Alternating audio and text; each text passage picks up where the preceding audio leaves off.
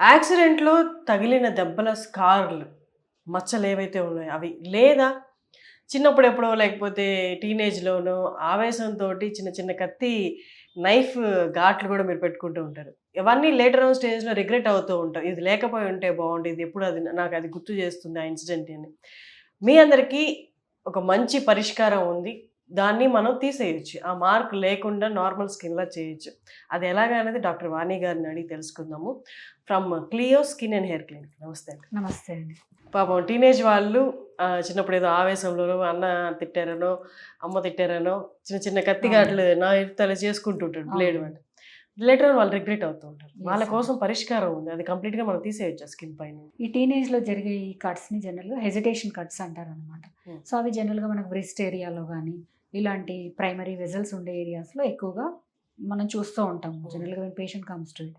And they regret lot about it because it is always seen. హ్మ్. So, ఈ స్కార్స్‌ని normal తీయడానికి అంటే there are 2 methods అనమాట. ఒకటి సర్జికల్ మెథడ్, ఒకటి నాన్ సర్జికల్ మెథడ్. హ్మ్. సర్జికల్ మెథడ్ అంటే ప్లాస్టిక్ సర్జరీ చేయించుకోవాలి. టోటల్‌గా స్కిన్ గ్రాఫ్ట్ ఏదైతే తీసి అక్కడ గ్రాఫ్ట్ రీప్లేస్ చేయడం, జెడ్-ప్లాస్టీ లాంటి టెక్నిక్స్ చేయడం జరుగుతుంది. హ్మ్. When they don't want to go for surgery then laser is the alternative అనమాట. హ్మ్. ఇక్కడ మనం యూజ్ చేయబడే లేజర్ CO2 లేజర్ అంటాం. హ్మ్. సో, ఈ లేజర్ జనరల్‌గా మనం యూజ్ చేస్తుంటాం. మంత్లీ 1 సెషన్ లాగా ఉంటుంది.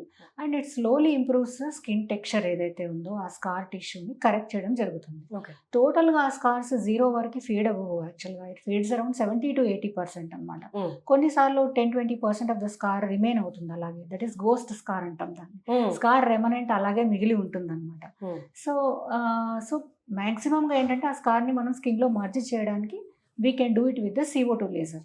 ఓకే. సో, అలాగే టాటూస్. ఈ మధ్య కాలంలో మనం బ్రేకప్స్ రెగ్యులర్‌గా చూస్తూ ఉంటాం. పాపం ప్రేమలో ఉన్నప్పుడు వేయించుకున్న టాటూ హుహు. లేటర్ ఆన్ అది లైఫ్‌లో ఇబ్బంది పెట్టే సిట్యుయేషన్‌గా మారొచ్చు. అలాంటి టాటూస్‌ని పర్మనెంట్‌గా రిమూవ్ చేసుకునే ఛాన్సెస్ ఉన్నాయా? యెస్ అండి. ఈ టాటూ రిమూవల్ మనం క్యూ-స్విచ్డ్ లేజర్ ద్వారా సేఫ్‌గా చేసుకోవచ్చు. హ్మ్. సో, ఈ టాటూ రిమూవల్ అనేది కలర్‌ని డిపెండ్ అయ్యి ఉంటుందనమాట.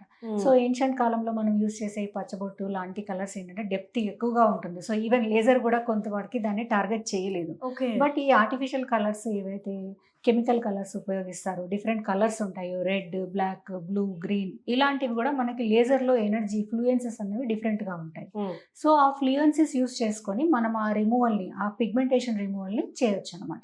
ఓకే. సో, ఏవైతే స్ట్రాంగ్ డైస్ ఉంటాయో కొన్ని, అలాగే మనం ఇందాక డిస్కస్ చేసిన విధంగా గోస్ట్ టాటూ అంటారు. ఆ టాటూ రిమూవ్ చేశాక కూడా కొంచెం లైట్‌గా ఫేడెడ్‌గా ఆ హ్మ్. మార్క్ అలా కనిపిస్తూ ఉంటుంది.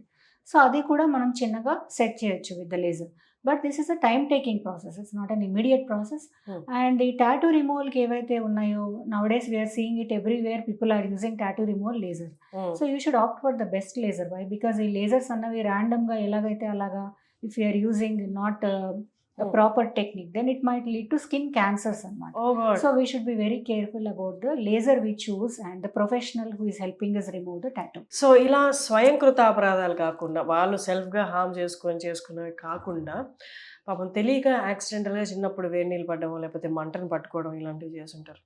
వాళ్ళకి బాగా కనిపిస్తూ ఉంటాయి. అవి అంటే బర్న్స్ ఏవైతే ఉన్నాయో, అవి కంప్లీట్‌గా మనం స్కిన్ నుండి తొలగించొచ్చా?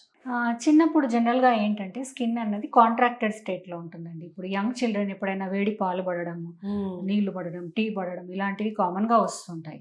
సో, అది సర్టెన్ ఇమ్మీడియేట్ బర్న్ అవ్వగానే మనం 6-8 వీక్స్‌లో దానికి ఇమ్మీడియేట్ కేర్ ఏదైతే కొల్లాజెన్ డ్రెస్సింగ్స్ కానియండి, హెపారిన్ స్ప్రేస్ కానియండి, హ్మ్. దానికి సంబంధించిన platelet derived growth factor gels లాంటివి, హ్మ్. ఇలాంటి ఆధునికమైన పరిష్కారాలు చాలా ఉన్నాయి. So, timely when we take the treatment generally it doesn't scar.